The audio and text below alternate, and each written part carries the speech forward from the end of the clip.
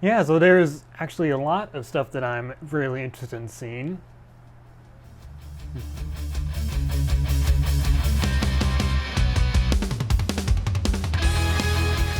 One is Mashal. If you ever watched or read Harry Potter as a kid and you always wanted a more funny or comedic version of it, I think this one will be great for you. It's like if Saitama from One Punch Man decided to attend Hogwarts and decided to use his might instead of magic to make it through school. Looks really, really, really funny, and I'm excited to see if it's one of their full adaptations. So there are a few shows I'm kind of excited to check out this season. A couple of, like the two new ones I'm interested in, they kind of have similar themes.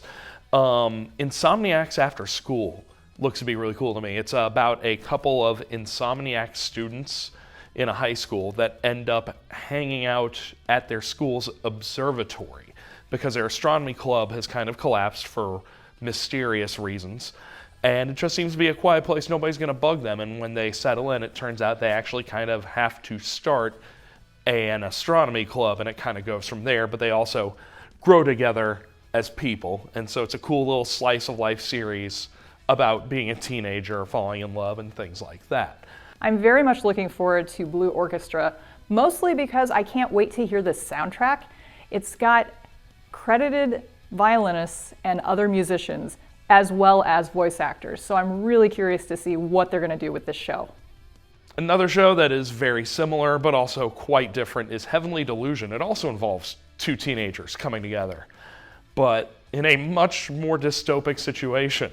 Horrible disaster has sundered Japan, and teenagers grow up in a safe haven, but they've also heard about a place called Tomato Heaven, where life is ideal, and two teenagers decide to go out and try and find it and have to deal with these super-powered monsters that live outside of their city. And so it's sort of an exploration of the world, but also an exploration of themselves, trying to figure out what they become in such strange situations. Sort of like a metaphor for growing up, I think. Mind you, I haven't watched it yet, but just sort of making ideas. Dr. Stone, Season 3, New World. I'm really excited to see it because we're going to see all the characters go off and try to find Treasure Island. You know, that's where the astronauts were after they landed when everything turned to stone. I'm excited to see what's going to happen on that. And one of the characters I'm really excited to see is Ryosei. If you go into the dictionary and see the definition Mad Lad, Ryosei is the #1 picture that shows up. And I know Senku is going to come up with so many different kinds of science and stuff. It's just going to drive everybody crazy. And I also hope the animation is just as good as it was in the last seasons, because the style of it was just so unique compared to every single other anime that I've seen. So I'm excited to see Dr. Stone Season 3. Get excited. Another one I'm excited for is called A Galaxy Next Door. It's based on a manga that was written by the same person who wrote Sweet and Sun Lightning, so I'm hoping to get some more vibes from it. But it also has a level of mysteriousness. Like, it's one of those shows where I don't know what it's about, but I'm afraid if I do actually look into what it's about, there's going to be some huge spoiler coming out. So I'm just going to go ahead, wait, watch the show, and be surprised by whatever's in it. And there are also two shows returning that I'm super hyped for. Just about everybody is going to be excited for Demon Slayer coming back, the Swordsmith Village arc. Last season, the Entertainment District arc was one of the best runs of that show so far. Some of the fights going on in that season were just dramatic, and it's really exciting to see where they go from here, focusing on two more Hashiras that haven't really gotten the spotlight yet so far. But me personally, the one I'm really excited for, if you've seen some of my other videos here, you know I am a big Gundam guy, and Witch from Mercury Season 2 is kicking off this season.